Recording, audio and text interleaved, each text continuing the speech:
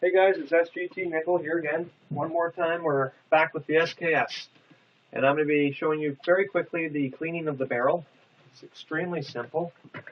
Just take your Hops number 9, take your swab brush, take your iron brush and bore rod. You tip that, you dip it like that into your cleaner. Very, very simple. I forgot I had that in there actually. Oops.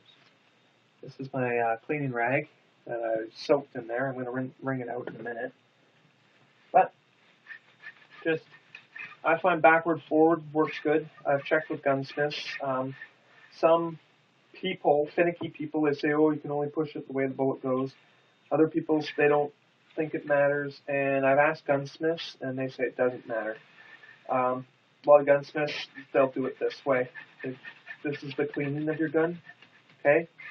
And you want to get all the shit out of the rifling. So it takes a good scrubbing. You just have to do it gently. You don't want to scratch your gun, the inside and all that. If you push something in there that's not supposed to go in there, you can also damage your firearm. Make sure it's the right kind of tool. So that's the cleaning of that. Take this, just rinse this out very quickly because it's got a lot of cleaner in there. You can always just take this, swab down the inside, clean out your breech, clean out just the rails, give it a sort of a lube. You want your gun sort of dry when you're shooting it. You don't want a lot of grease in there. You're just going to have more powder build up. So just something to keep in mind. I find just giving just a little wipe down of Hops oil to your stock doesn't hurt. It just helps give it a little bit of a shine. We're going to wax the stock anyway in the next video after I put this sucker together. So that's going to be the last video. So you don't have to go too crazy with the oiling. I'm going to be wiping this oil off anyway. Then we'll seal it in there with some wax. But anyway, so that's that. We're going to get to now putting back on the bayonet. I've got a very quick way to do this, and it's easy way, is you put this on first. It's just your the bayonet mount. Lift it up, and you want to set it on the ground, just like so. Now we take this one's sharpened, so I take my sharp end, I'm going to face it down.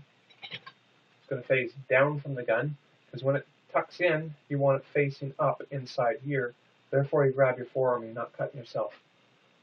If you're going to sharpen your own bayonet, only sharpen one side. Don't sharpen both sides. You'll end up slicing yourself when you're shooting the gun, because the bottom side, you really don't want that sharp. It's just dangerous. So here we go. We put this in, voila, and we thread it back together. And that's probably the easiest way to put your bayonet on without causing injury. I find I've tried other ways, and just end up cutting my hands or just fumbling around. It just takes longer. So there, and then close. Bayonet's on. Now we are going to put our top fronts on. I already put that little slide in here with the spring, so that's good. I just have to drop this on, close it, slide those little clips down, or all the way down. That's back together. Now I'm going to put my body back together, just very simple, like that. You always take your magazine clip, face it forward, it's the grab piece, and your extractor, same area. Your extractor should be where you grab it. And know that you got it right. It holds together like that. You just set it here on top. I find dropping your magazine for this really helps. It just keeps everything out of the way. And you slide your bolt all the way forward. You're just going to slide on those rails. Now you take your spring, straight side, into the bolt carrier with your twisty side sticking out, just like so. Now I find with this, you can close your magazine at this point. And with this, there's a little cage. You can see it right there. Where, if only I could get the light on here, right? Whoops. Here. See that little cage? That's where you want to grab this. You put that inside this little hole. There's a hole in here. This goes in here. And you close it just like that. And you set it on your cage. Just like so. And that's good. Now, we would normally put this piece on it. That's your bolt carrier body, and our gun's back together. But I want to put the scope on it, so I'll take that off. And this is already ground to shape. It's just the body with a scope mount and a little peephole through there so I can see my iron sights. And that just sits on top and done.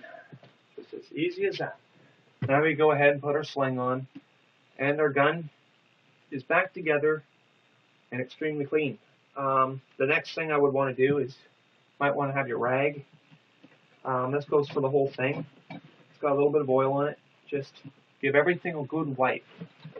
Take the oil that I put on the wood, just rub it in there good. Because the next thing I'm going to do is just give the stock a very quick waxing. And that's one of the quickest things to do. You take your wax impregnated cloth. It's just basically a cloth that I've rubbed a whole bunch of wax through just over time by doing this regularly. And you can melt the wax if you really want. I just find you just wrap the wax in the cloth and you just go over the whole gun with it, with just the wax. And what it does is if there's scratches and things like that, it just helps take some of that out, fills it in, and it gives your gun a good little wax coating. And you can just give your gun a nice little buff up just by doing that. Another way is with just the waxy cloth itself. Just give the gun all the wood part, just serious wipe. You know, it just helps just luster it a little bit, makes it a little better for weatherproof, and your stock is less likely to rust out during the rain. Anyway, that's basically everything I know about the SKS in the cleaning and basic operations to it. Keep in mind the slam fire. That one's very, very dangerous. When you accessorize these, the gun is relatively not too heavy, but think about the more accessories that go on it, the heavier it gets. And for cleaning it, the more accessories that go on it, the more accessories have to come off when you clean it. So that's something to keep in mind. The sights are very simple. You've got front sight here, just basic front sight. You can see I got the chrome lining on the muzzle, and in here is a little button. This is a tool that you need for that. You can adjust it side to side and up and down. I'll show you how up and down in a minute, but this is side to side. It's just like your chain tool in the bike shop. And if you're shooting left, move the front sight left. If you're shooting right, move the front sight to the right. And you're going to find that you'll catch up to it. To move it up and down, if you're shooting low or high, it's this little nub here. There's a little screwdriver looking thing, or sorry, the opposite of a screwdriver. And that just fits on to your sights in there, and you twist them either left or right, depending whether you need them up or down. These sights are perfect, so I'm not going to touch them. On the rear sights, very simple. It's just got this little slider, pushes it up or down. That's all. And where the indicator's at, N is basically close range, 25 yards or closer or further. And then it goes up to 100 yards, 200 yards, right up to a kilometer. And then beyond that, you're sort of guessing. So you might want to go with scope. Anyway, that's the Siminov SKS, the Russian-made one. They're one of my favorite firearms for if you live in Canada and you're thinking about getting yourself a all-round rifle. Might be one of the choices to go for. Anyway, thanks for watching, and I hope this answers any questions that you've got. Thanks for watching.